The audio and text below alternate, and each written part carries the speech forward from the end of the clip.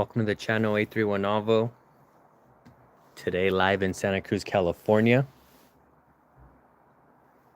Troubleshooting and product recommendations. Okay. I'm at El Capulín Nursery pretty often, and I see there. So I think it was the tariffs that created like an avocado rush. Right now, people are going crazy for the avocado tree, so a lot of new growers coming out, which is pretty good. It's pretty exciting. So check it out. This is the king, Hass. Okay, my number one recommendation, you already know, is always to paint your tree. This one came from down south, and you can see that it's been whitewashed. Now a little exposed. I will be painting it. Okay, I apologize, but this is Go Natural Tree Paint in white. And then I dropped some pigment in it, Sandy Trail. Okay, for a beige tan look. My high-end clients don't like the whitewash look. So this is what I do. I put some pigment. It's also available in tree trunk brown, but we haven't seen it in well over a year. So again, it's Go Natural Tree Paint, and then I drop some pigment in it. All right.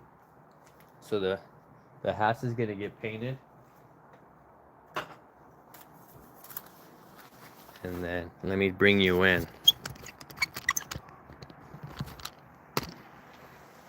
This is Hass on Sultano seedling rootstock. I'm sorry.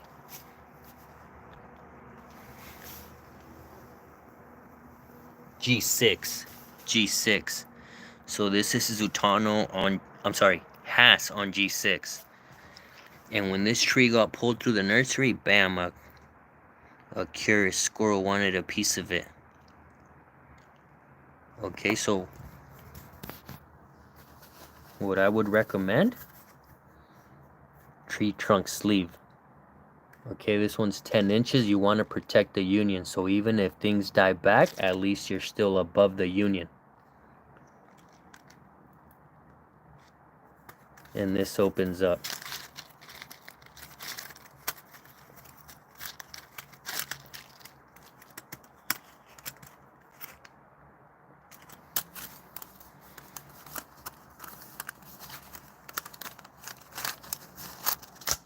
This opens up to wrap around. Okay. So if you want to prevent that, tree trunk sleeve. If you're already nursing a bite, then you might want to apply some fungicide. Let me help you with the recommendation.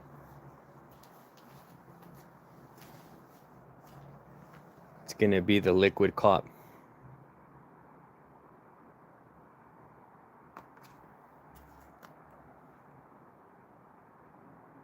I kept spraying the wound.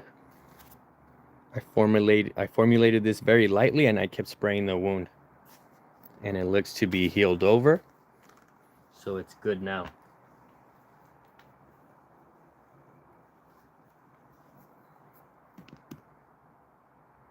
So again, paint your tree, sleeve it, and then below ground I recommend a gopher basket. A gopher basket, and then here's a Gwen.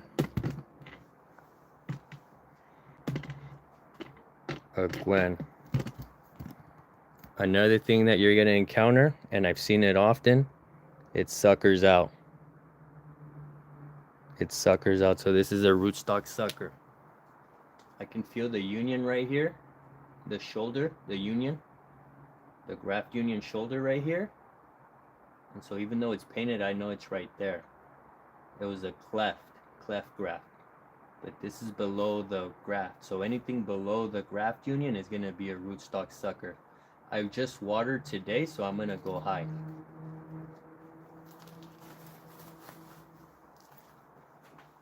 I'm cutting it back high. I'm just gonna let it naturally die back.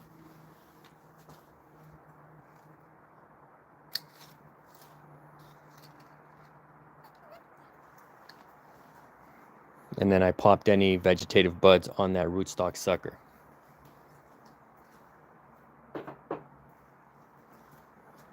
Way too often I go to 10 trees where clients believe it was grafted, but the rootstock sucker took over. And then this one, it's already pushing growth past the flowers. But if you want it to focus more on the vegetative growth, remove the flowers. Be very careful. Be very careful. Look for vegetative shoots at the end of the clusters, okay? You don't want to be removing vegetative shoots.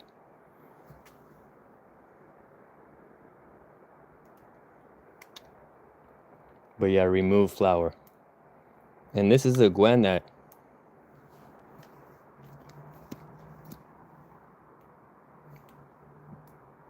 is doing pretty good, isn't struggling too bad. It's actually not struggling. But I'll show you one that's kind of struggling. It's like over flowering.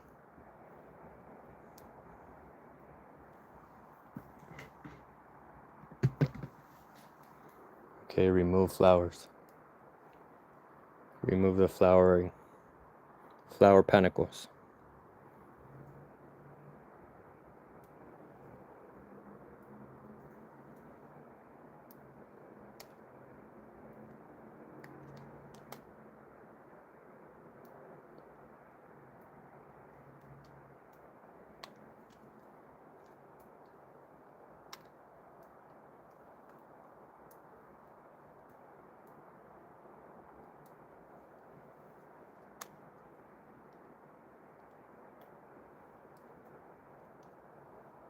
Now, if it's a Carmen, if you remove all of them, it's coming back.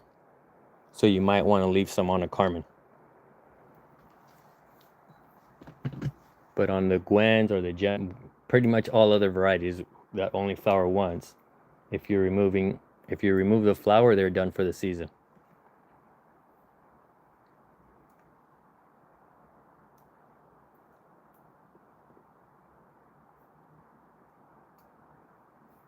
Okay. And then now look at one that's kind of been stressing.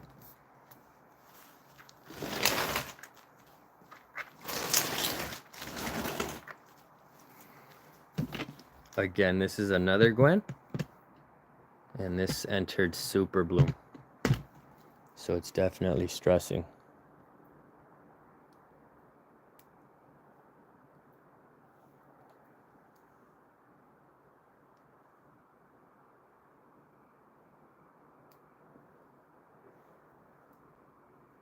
Now what hurts about the Gwen, that some lateral shoots are entirely flowering.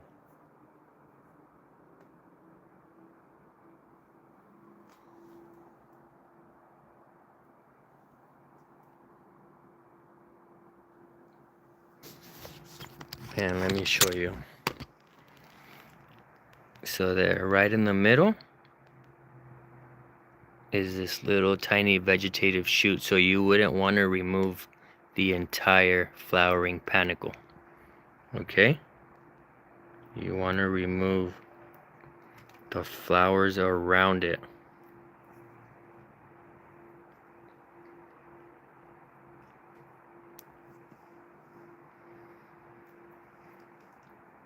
And you see it. Look in the middle of the flowering clusters, you'll see the vegetative shoot.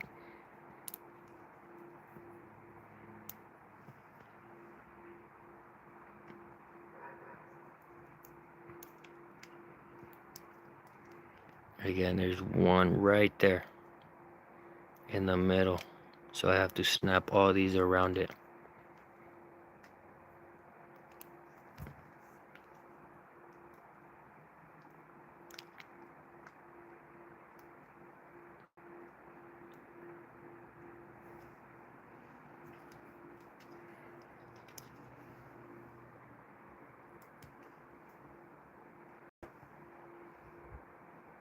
And then even fruit set right there already. Look.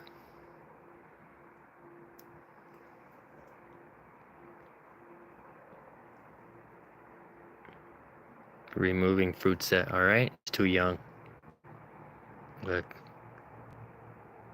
Fruit set already.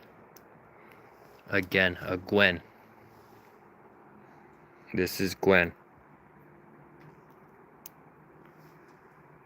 Hass's granddaughter.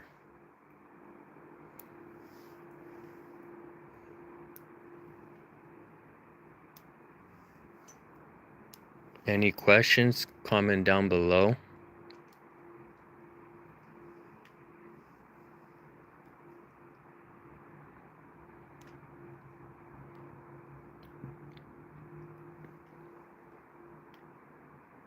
But you see right here that on this one,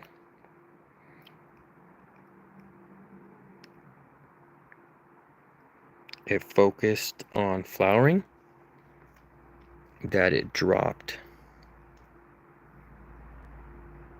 all its vegetative buds. And so I'm hoping that one sprouts out, because if not, it'll probably run back and die. And that's part of the process too. Limbs compete against each other. So even in a perfectly healthy tree, I've seen some dieback, especially if it's heavily shaded by other limbs.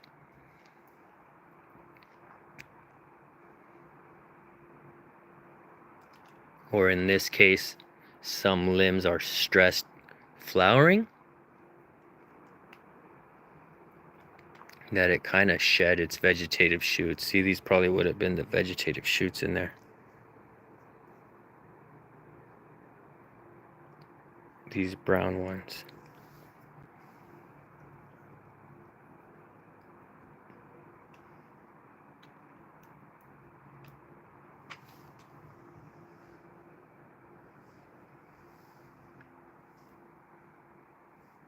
All right, I'm gonna let's see this one. Yeah, right in the middle we have that vegetative shoot. We want it to push, so thin your flowers. Thin your flowers carefully.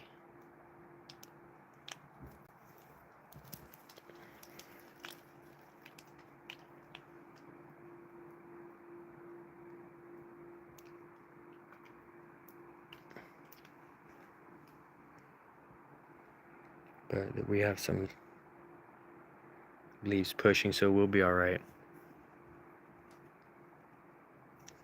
And then down here too.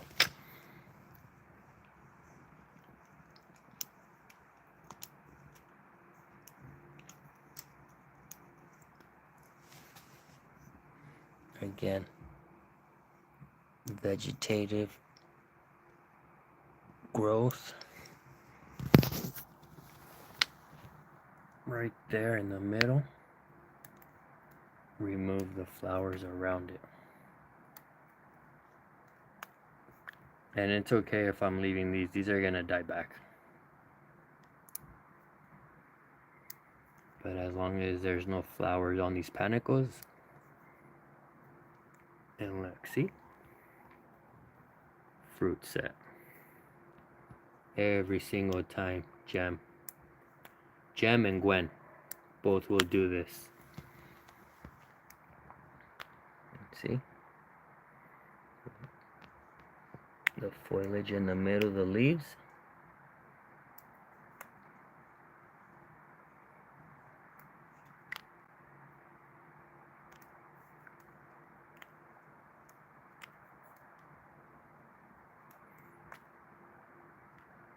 Again, more fruit.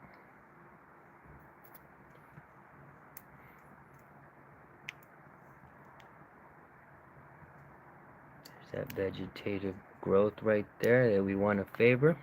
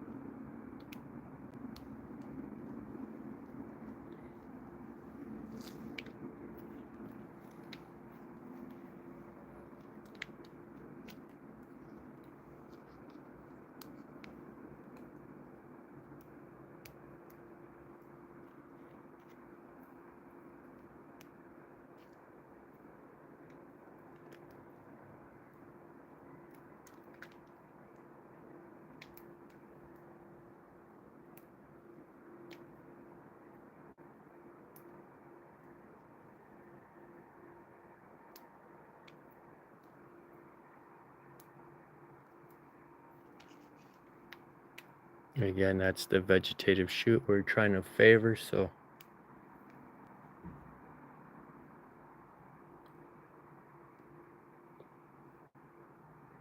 also if you have another tree that you are wanting to accept fruit, you could throw these in there.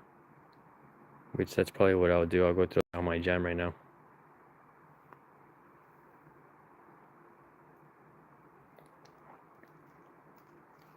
But you get the idea. Thin your flour, okay?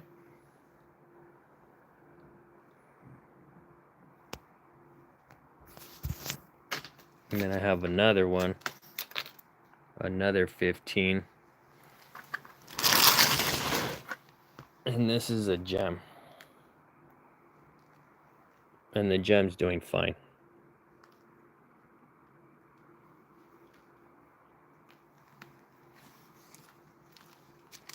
So a little heat sensitive, some tips were drying out. So my recommendation for the Central Valley would be the gem over the Gwen. The gem over the Gwen, okay?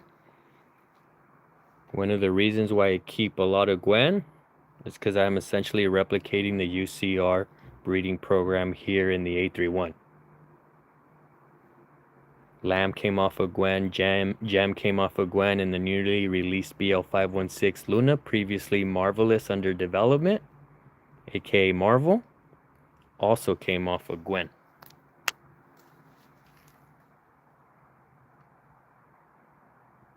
And then here you can see some dieback too.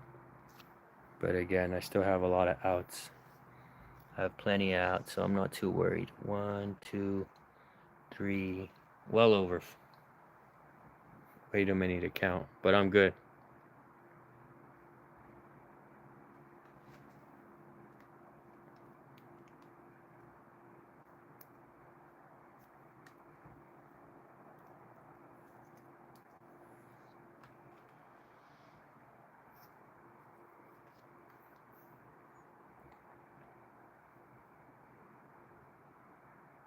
And now I'm gonna paint the tree.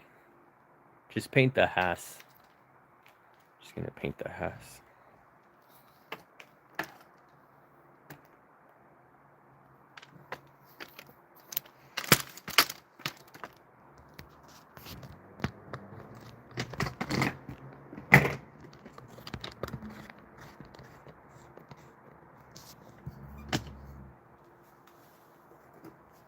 For the Persiamite, if you've been seeing Persiamite, it's gonna be the horticultural oil. Okay, I've been seeing Persiamite on the 15s on some of the 15s that I brought up from Southern California, and some of the ones that have been getting shipped up from Southern California. I've been seeing the Persiamite on those, and that again, that's gonna be the horticultural oil for the Persiamite.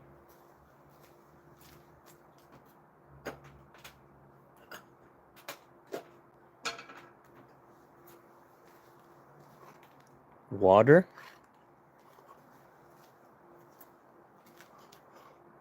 paint, drop.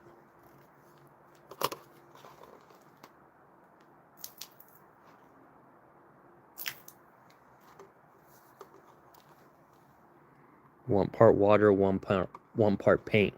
You want it thin, okay? You want it to stretch.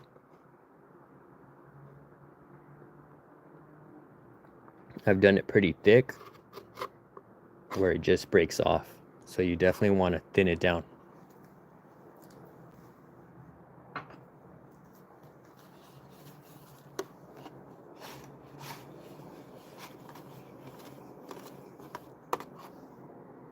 Thin it down.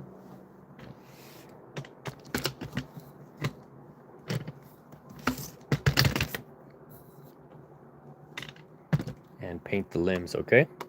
The central trunk and then the limbs.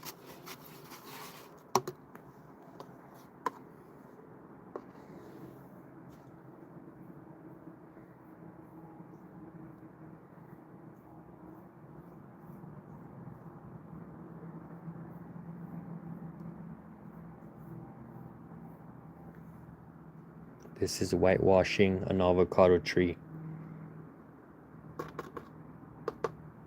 They shed their leaves annually. Sometimes, not always. The half for sure. The gem, I've been able to successfully keep the old leaves while the new ones are pushing, and it's not overly exposed. But yeah, if your tree happens to defoliate, don't worry, just paint your tree.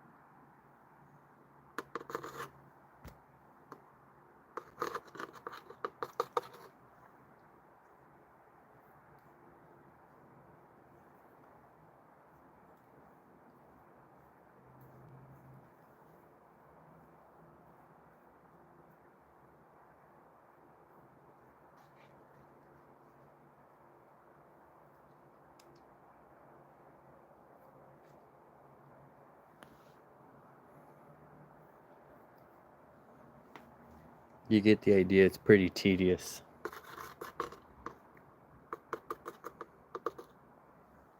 But it must be done.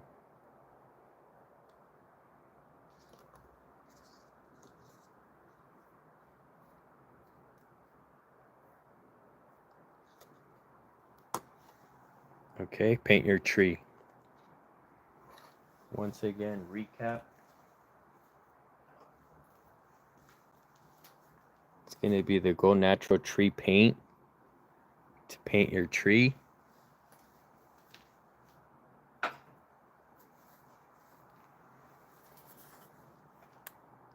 Sleeve it up. Sleeve it up, okay, to protect the graft union.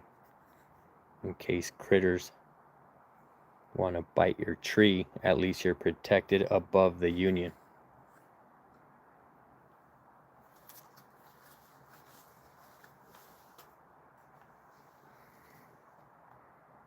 Liquid cop. If the bark does get stripped and your tree has been injured, you might want to spray the wound with some liquid cop.